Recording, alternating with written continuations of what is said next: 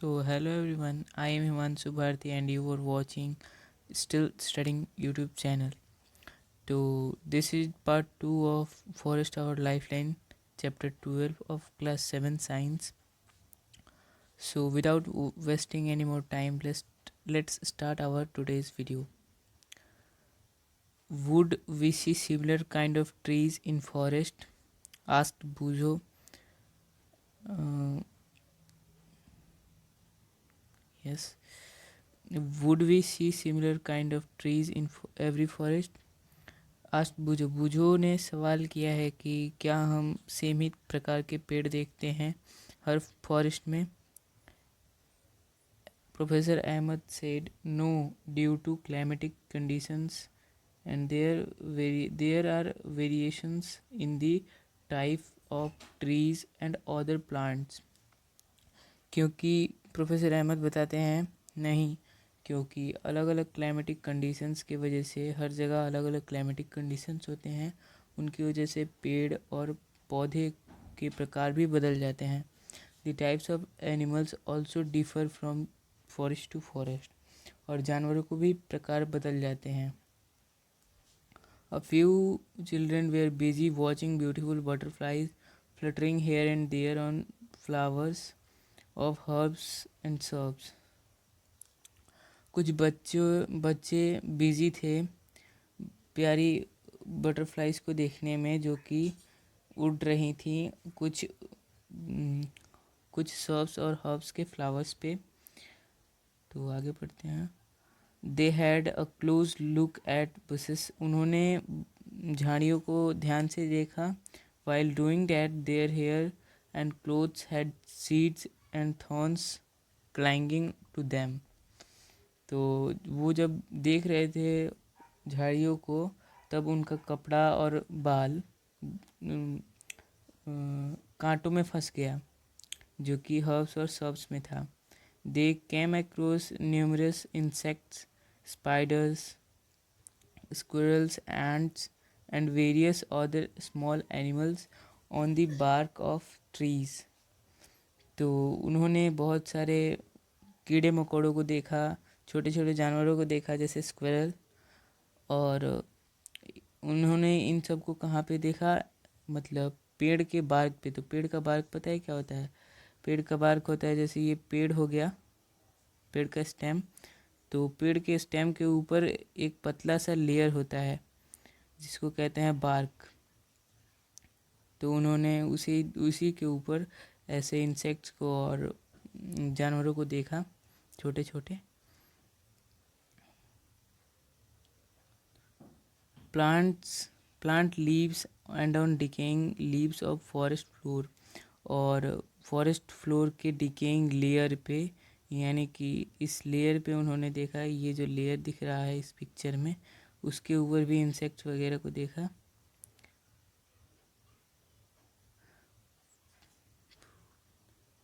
The decaying matter was moist and warm. जो decaying matter था वो थोड़ा सा नमी वाला था और थोड़ा सा गर्म भी था. Children picked up various seeds and leaves of their collection.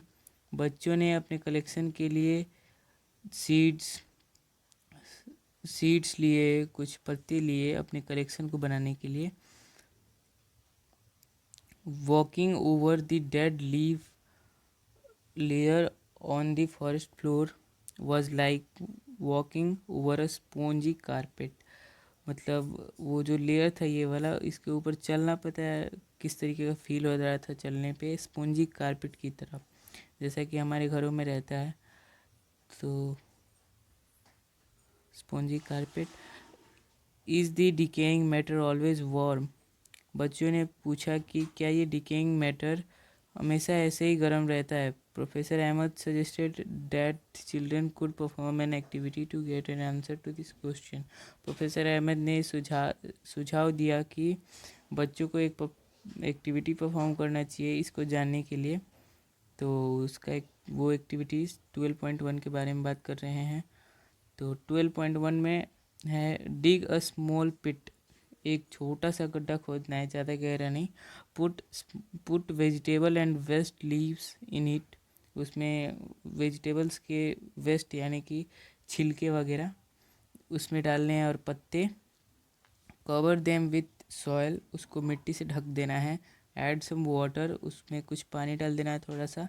After 3 days remove the upper layer of soil, 3 दिन के बाद उसका अपर लेयर हटाना है मिट्टी का। Does the pit feel warm inside, क्या पिट अंदर से गर्म लग रहा है?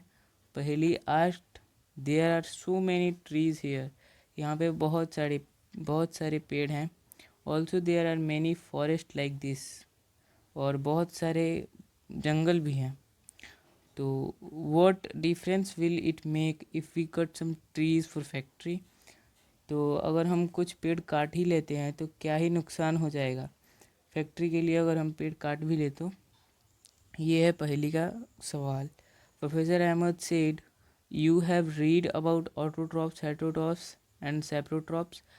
आपने, प्रोफेसर अहमद कहते हैं कि आपने ऑटोट्रॉप्स, हेटरोट्रॉप्स के बारे में और सेप्रोट्रॉप्स के बारे में पढ़ा ही होगा। You have learned how green plants produce food, आपको ये भी पता होगा कि कैसे हरे प्लांट्स यानी ग्रीन प्लांट्स, हरे पौधे कैसे खाना प्रोड्यूस करते हैं। ऑल एनिमल्स वेदर हार्बीवरस और carnivorous depend ultimately on plants for food, कोई भी जानवर हो चाहे वो हार्बीवरस या कार्निवरस, वो डिपेंड होता है प्लांट्स पर फूड के लिए। Organisms which fed on plants often get eaten by other organisms, plants जो प्लांट्स पेड़ पौधों को खाते हैं वो भी किसी के द्वारा खाए जाते हैं। एंड सो ऑन, वैसे ही प्रक्रिया होते रहती है।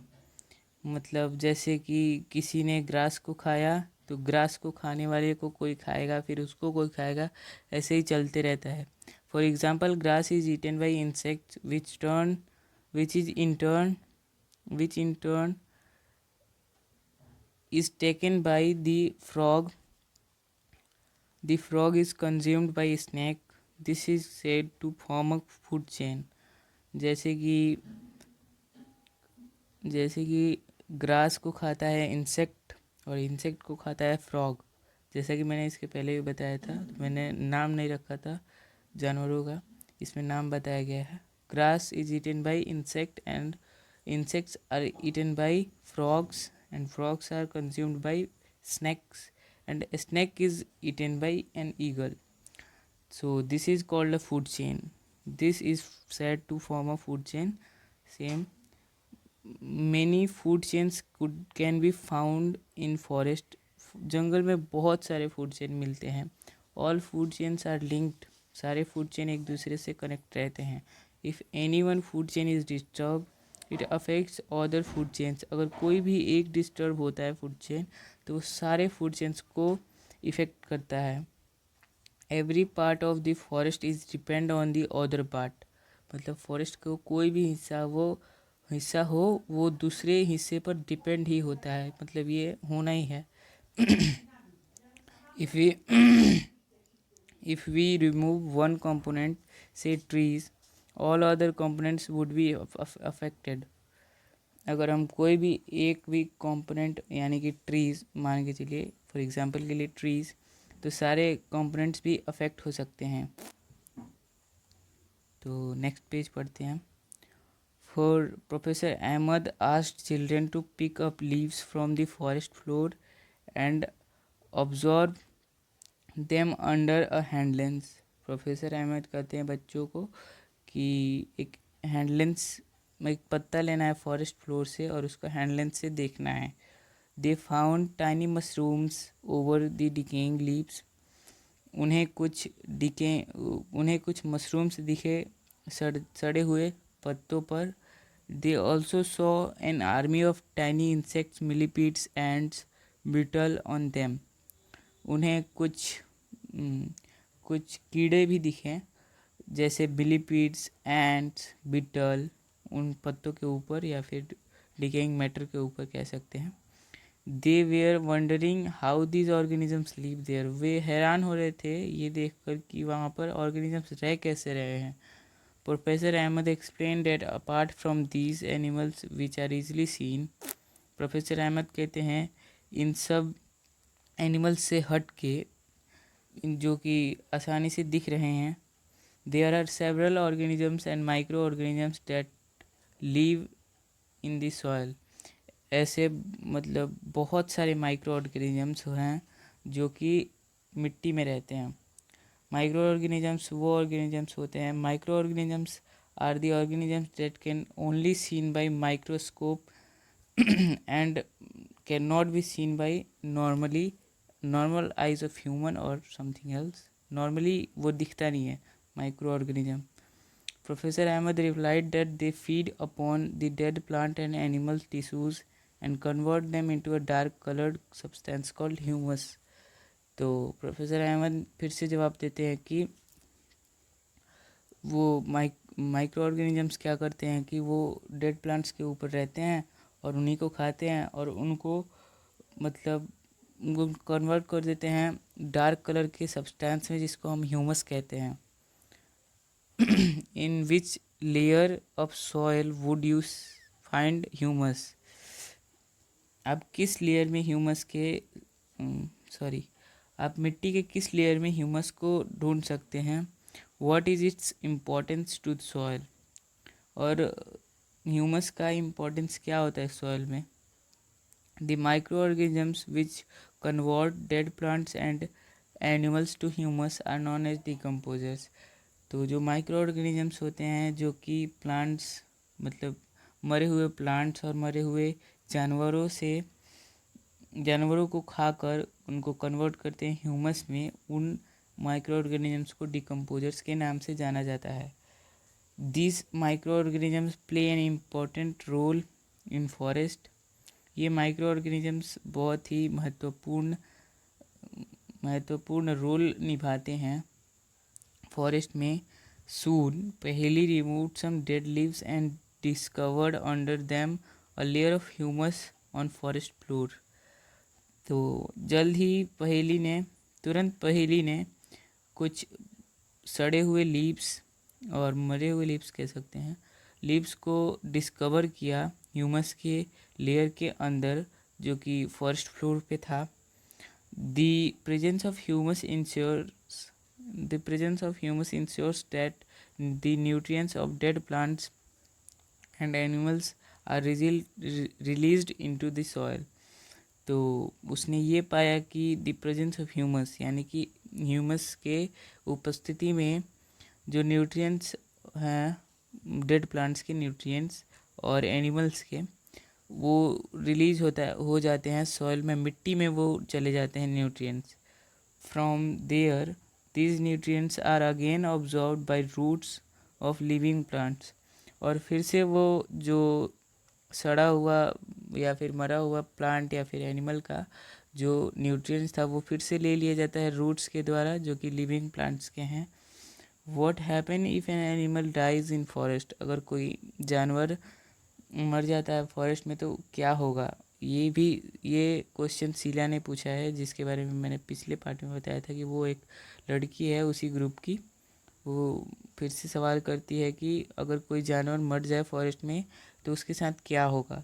तो तीबू बताता है कि the dead animals become food of vultures, Krause, jackals and insects.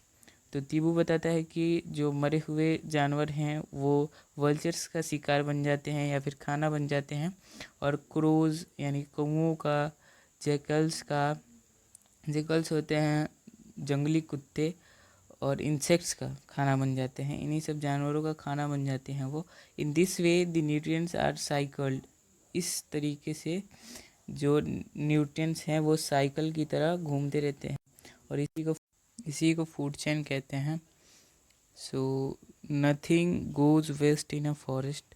कुछ भी फॉरेस्ट में वेस्ट नहीं होता है। इधर फिर से Paheli reminded professor Ahmed that he had not explained why forest are called green lungs. तो पहली कहती है प्रोफेसर अहमद से कि आपने ये नहीं समझाया कि फॉरेस्ट को ग्रीन लंग्स क्यों कहते हैं। ग्रीन लंग्स यानी हरे फेफड़े। Professor Ahmed explain that plants release oxygen through the process of photosynthesis. तो प्रोफेसर अहमद समझाते हैं कि जो प्लांट्स होते हैं वो ऑक्सीजन छोड़ते हैं फोटोसिंथेसिस के टाइम पे। The plants help to provide oxygen for animal respiration. तो प्लांट्स जो होते हैं वो प्रोवाइड करते हैं ऑक्सीजन, जो कि एनिमल्स के रेस्पिरेशन के लिए है, ज़रूरी है। They also maintain the balance of oxygen and carbon dioxide in atmosphere, और जिसकी वजह से जो बैलेंस होता है ऑक्सीजन और कार्बन डाइऑक्साइड की वजह बीच में, वो बना रहता है एटमॉस्फेयर में। तो that that's why forest are called green lungs, इसी की वजह से फॉरेस्ट को ग्रीन लंग्स कहा जाता है। तो देखिए यहाँ पर ये है बैलेंस बताया गया है इसमें, आप इसको देख कर समझ सकते हैं, समझ में आ ही रहा होगा आप लोगों को। देखिए प्लांट्स यहाँ से ऑक्सीजन भेज रहे हैं एनिमल्स को इसके अकॉर्डिंग, और फिर एनिमल्स प्लांट्स को। रियल में भी ऐसा ही होता है। तो आगे बढ़ते हैं। The children saw clouds forming in the sky, बच्चे देखते हैं कि आसमान में क्लाउड्स यानी कि बादल बन रहे हैं। बूझो recalled what he had learned about the water cycle in class 6। तो बूझो फिर से वो चीज़ें दोहराती है जो उसने पढ़ी होती है वाटर साइकिल के बारे में क्लास 6 में। Trees take in water from their roots and release water vapour into the air through evaporation. तो वो बोलती है कि ट्रीज पेड़ पानी को लेते हैं रूट्स में और फिर उसको रिलीज़ करते हैं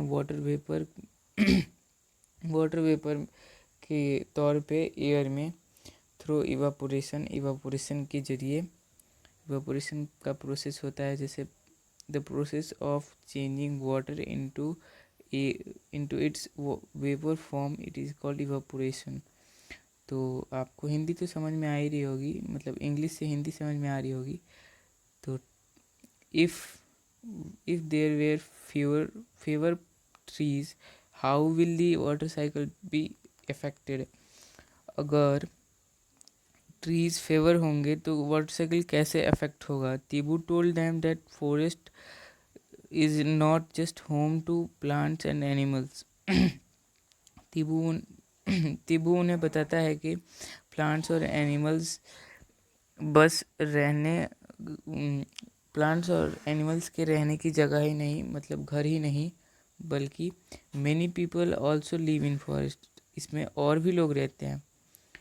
some of them belong to different tribes, उनमें से कई लोग अलग अलग प्रकार के ट्राइब्स का मतलब शायद होता है कबीला,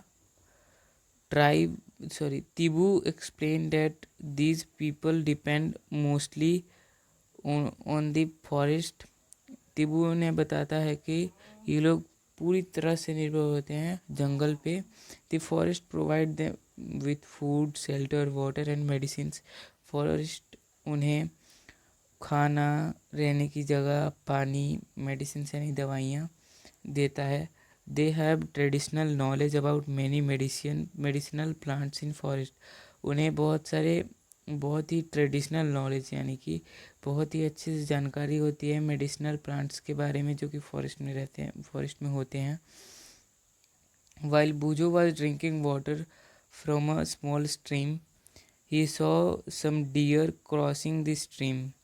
जब बूझो पानी पी रही होती है स्ट्रीम यानी कि नदी से, तो वो देखती है कुछ डियर यानी कि हिरण को स्ट्रीम से क्रॉस करते हुए।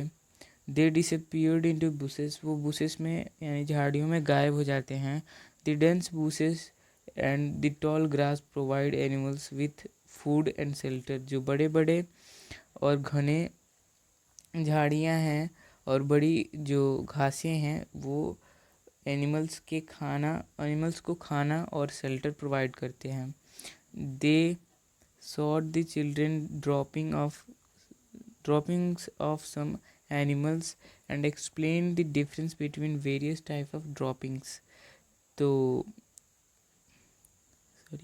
दे सॉट द चिल्ड्रेन यानी कि वे लोग दिखाते हैं कि ड्रॉपिंग ऑफ सम एनिमल्स, यानी कि कुछ जानवरों के ड्रॉपिंग्स, और समझाते हैं difference between various types of droppings, और समझाते हैं अंतर अलग अलग प्रकार के ड्रॉपिंग्स में।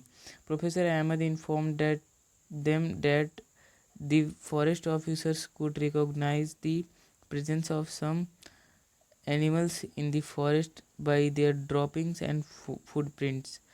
तो प्रोफेसर अहमद उन्हें ये जानकारी देते हैं कि जो फॉरेस्ट के ऑफिसर होते हैं वो कौन कौन से जानवर हैं उनकी उपस्थिति के बारे में उनके फुटप्रिंट्स और उनके ड्रॉपिंग्स के जरिए ही पता करते हैं।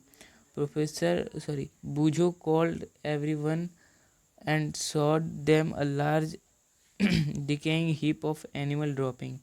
तो बूझो सबको बुलाती है और दिखाती है एक बड़ा सड़ता हुआ एनिमल का heap of animal dropping, decaying heap of animal dropping, यानी कि एक सड़ते हुए जानवर का ड्रॉपिंग दिखाती है वो। Several beetles and grubs were feeding on the heap, वहाँ पर बहुत सारी बीटल्स और ग्रब्स खाना खा रहे होते हैं, मतलब सड़े हुए चीज़ से खा रहे होते हैं, जो कि वहाँ पर था। And a bunch of seedling was sprouting, और वहाँ से मतलब सीडलिंग निकल रहे थे, पौधे निकल रहे थे छोटे छोटे एकदम। This seedlings are of herbs and shrubs, ये जो सीडलिंग्स हैं वो हर्ब्स और सब्स के होते हैं।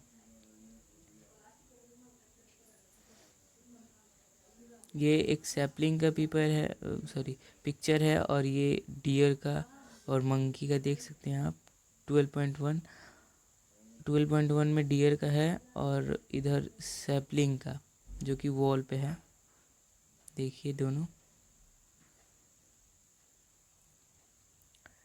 The animals also disperse the seeds of certain plants and help the forest to grow and regenerate।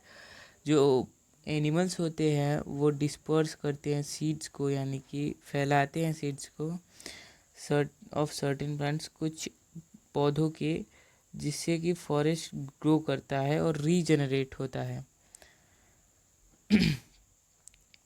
The decaying animal dung also provide nutrients to seedling to grow। जो animals का डंक होता है, यानी कि जैसे गाय का गोबर होता है, वो प्रोवाइड करता है, यानी कि खाद, डंक को खाद भी कहते हैं, जो कि न्यूट्रिएंट्स प्रोवाइड करता है सीडलिंग्स को बड़े होने में। सेड प्रोफेसर अहमद ये सारी बातें बताते हैं। आफ्टर लिसनिंग टू दिस, ये सुनकर बूझो नोटेड इन हिज नोटबुक, ये सुनने के बाद बूझो अपनी नोटबुक में नोट करती है। By harbouring greater variety of plants, मतलब अलग अलग प्रकार के वेराइटी, मतलब प्रकार ही ऑफ प्लांट्स के अलग अलग प्रकार को नोट करते हुए, the forest provides greater opportunities of food and habitat of herbivores.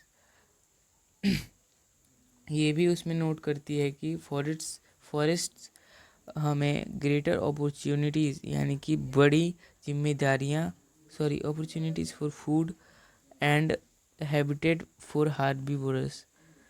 तो हार्बीवोरस को रहने के लिए हार्बीवोरस का हैबिटेट और अपॉर्चुनिटीज़ फॉर फूड की अपॉर्चुनिटीज़ फॉरेस्ट हमें देता है। Larger number of herbivorous means increased availability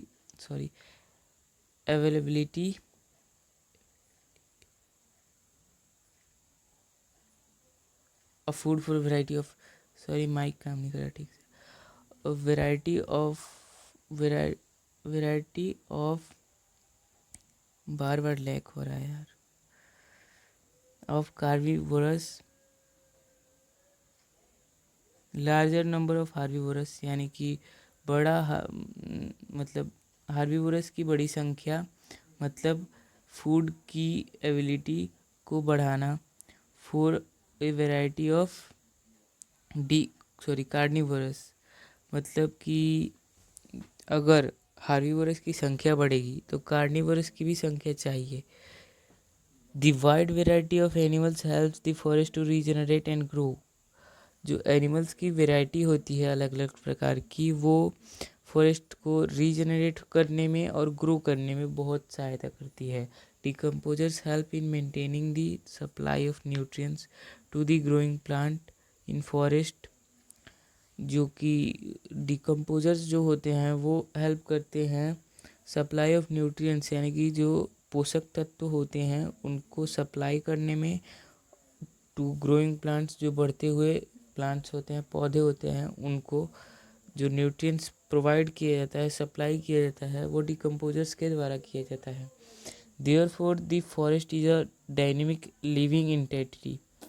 इसीलिए जो फॉरेस्ट है वो डायनेमिक लिविंग एंटिटी है, फुल ऑफ लाइफ एंड विटिलिटी। मतलब जो फॉरेस्ट होता है वो जीवन, मतलब कई सारे जीवन से भरा हुआ होता है, जैसे कि जानवर, पेड़ पौधे, डिकम्पोजर्स वगैरह वगैरह, इन सब से भरा हुआ होता है। It was about afternoon and the children wanted to go back. अब ये शाम का वक्त हो चुका था और बच्चे घर वापसी चाहते थे। Tibu suggested another route for going back. Tibu ने एक और रास्ता बताया घर जाने का। While they were going, it started raining. जाने के समय में बारिश होने लगी। However, surprisingly, they saw that the raindrops were not hitting the forest floor directly.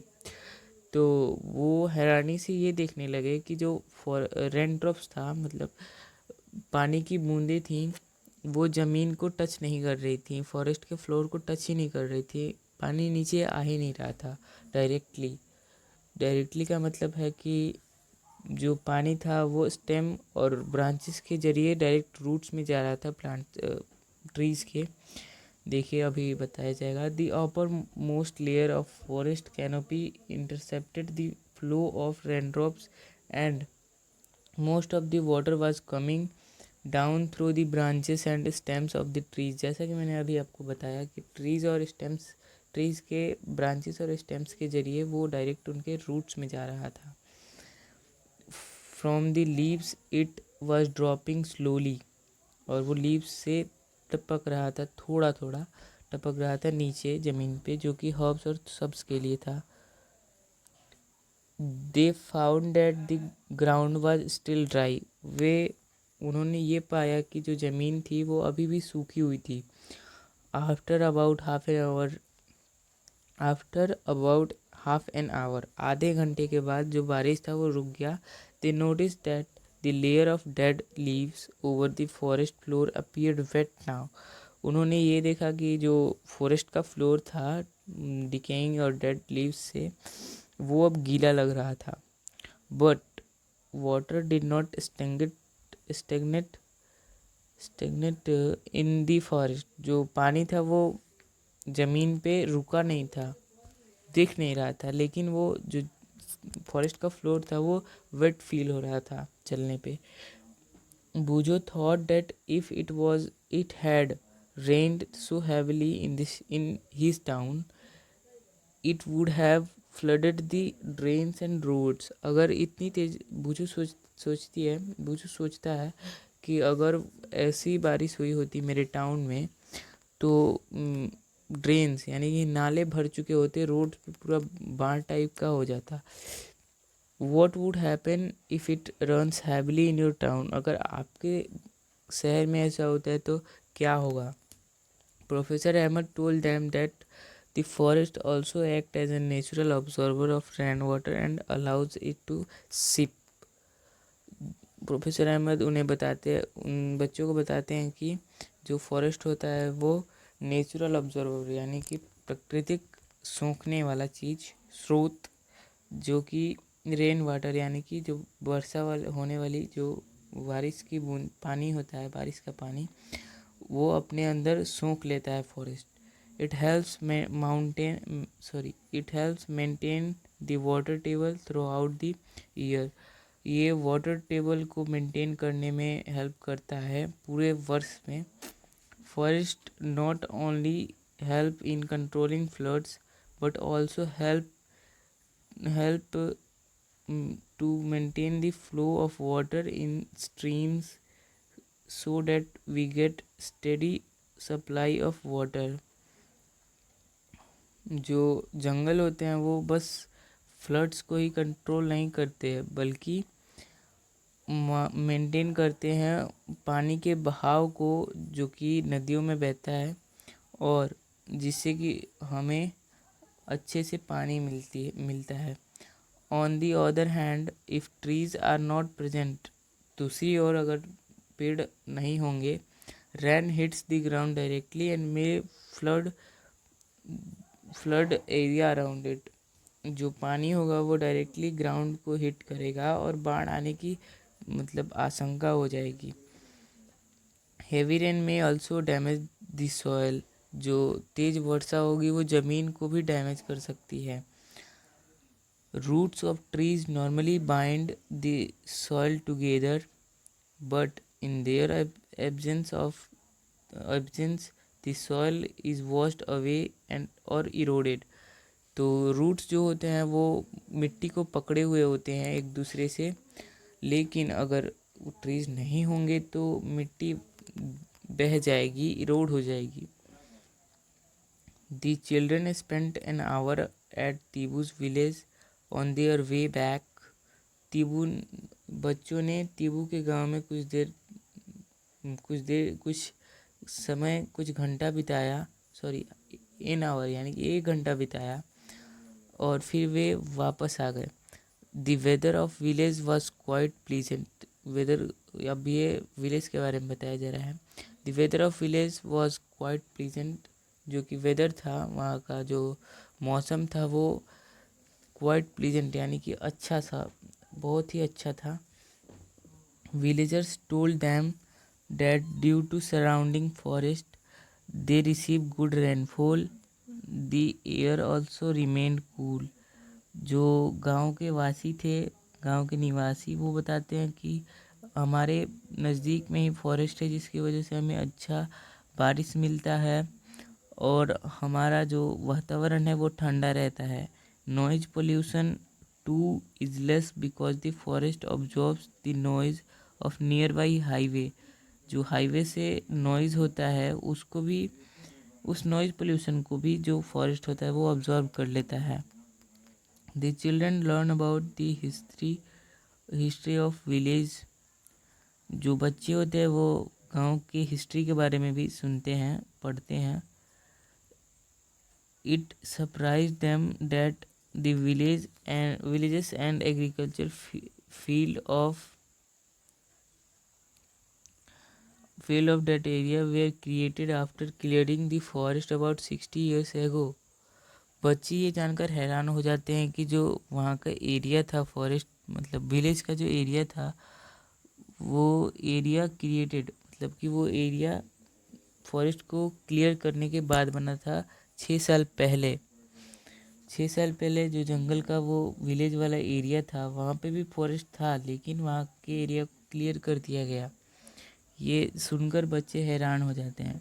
टीबूज grandfather told them that when he was young. Tibu के दादाजी बताते हैं कि जब वो जवान थे, the village was not a large as it was now. तो टीबू के दादाजी बताते हैं कि गांव इतना बड़ा नहीं था जितना बड़ा अब है. It was also surrounded by forest. और ये जंगल से भी घिरा हुआ था. Construction of roads, buildings, industrial developments and increasing demand of food created pressure on the forest and it started vanishing. जो कंस्ट्रक्शन था रोड्स में, बिल्डिंग्स में, इंडस्ट्रियल डेवलपमेंट हो रहा था, वो सब प्रेशर दे रहे थे फॉरेस्ट पे, जिसकी वजह से फॉरेस्ट अब जा रहा है. वैनिशिंग का मतलब होता है भागना. He was not happy that the forest adjoining their village is not regenerating and is on the verge of disappearing due to overgrazing of animals and indiscriminate felling of trees. वो happy नहीं थे, वो खुश नहीं थे। Forest that the forest adjoining their village, जो जंगल था उनके विलेज के पास, वो अब रीजेनरेट नहीं हो रहा था और on is on the verge of disappearing due to over grazing. Animals के बढ़ने के कारण और इनडिस्क्रिमिनेट फील करने के कारण जो ट्रीज़ हैं वो मतलब कम हो रहे हैं, काटे जा रहे हैं। ट्रीज़ के साथ डिस्क्रिमिनेशन हो रहा है। डिस्क्रिमिनेशन का मतलब है यहाँ पे जैसे ट्रीज़ को काटा जा रहा है। Professor Ahmad said that if we did things wisely we could preserve forest and environment as well as have development। Professor Ahmad बताते हैं कि अगर हम चीज़ों को अच्छी तरीके से करेंगे तो हम जंगल को बचा सकते हैं और इन्वायरमेंट को भी, और उसके साथ डेवलपमेंट भी होगा। Children prepared a few pictures to show the consequence of such an event. बच्चों ने कुछ पिक्चर्स भी लिए इस इवेंट को दिखाने के लिए। At the end of visit professor Ahmad asked children to sum of the importance of forest. आने के वक्त प्रोफेसर अहमद ने बच्चों से कहा कि उन्होंने जो भी कुछ फॉरेस्ट में देखा उसको बताने का। चिल्ड्रन लिखते हैं, forest provide us with oxygen. Forest हमें ऑक्सीजन देता है। They protect soil and provide habitat to a large number of animals. वे ज़मीन यानी कि भूमि को भी बचाते हैं और provide habitat to a large number of animals. और हैबिटेट यानी कि एक घर, हैबिटेट यानी घर होता है, एनिमल्स के लिए घर भी देते हैं। Forest help in bringing good rainfall in neighbouring areas. Forest के वजह से अच्छा बारिश होता है उसके मतलब आसपास के एरिया में। They are a source of medicinal plants, और वो एक सोर्स हैं मेडिसिनल प्लांट्स के। Timber and many other useful products. Timber और भी अलग अलग प्रकार के products. We must preserve our forest, हमें अपने फॉरेस्ट को बचाना चाहिए। What would happen if forest disappear, क्या होगा अगर फॉरेस्ट चला जाए तो। इफ़ फॉरेस्ट डिसअपियर यहाँ पे लिखा हुआ है कि फॉरेस्ट अगर चले जाएंगे तो क्या होगा। If forest disappear the amount of carbon dioxide in air will increase. अगर फॉरेस्ट नहीं रहेंगे तो कार्बन डाइऑक्साइड का जो अमाउंट है वो बढ़ जाएगा। Resulting in the increase of earth temperature, जिसकी वजह से जो अर्थ का टेम्परेचर है वो भी बढ़ जाएगा। In the absence of trees and plants the animals will not get food and shelter. Trees की अनुपस्थिति में जो एनिमल्स और प्लांट्स हैं उनको एनिमल्स को खाना और शेल्टर यानी कि रहने की जगह नहीं मिलेगी। In the absence of trees की अनुपस्थिति में the soil will not hold water. ज़मीन पानी को अंदर नहीं लेगा, क्योंकि रूट्स, अगर पेड़ नहीं रहेंगे तो रूट्स नहीं रहेगा तो पानी ऑब्जॉर्ब नहीं होगा।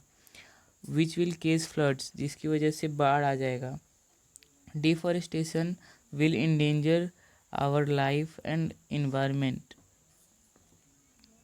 जो डिफॉरेस्टेशन है उससे हमारा लाइफ खतरे में आ सकता है और इन्वायरमेंट भी। Think that we can do to preserve our forest. सोचिए कि हम अपने फॉरेस्ट को यानी कि जंगल को बचा सकें। और इसी के साथ हमारा वीडियो ख़त्म होता है। इस वीडियो के सारे पार्ट्स ख़त्म होते हैं। अगर कोई भी मिस्टेक हुआ हो तो उसके लिए sorry. Thanks for watching the video. Thank you.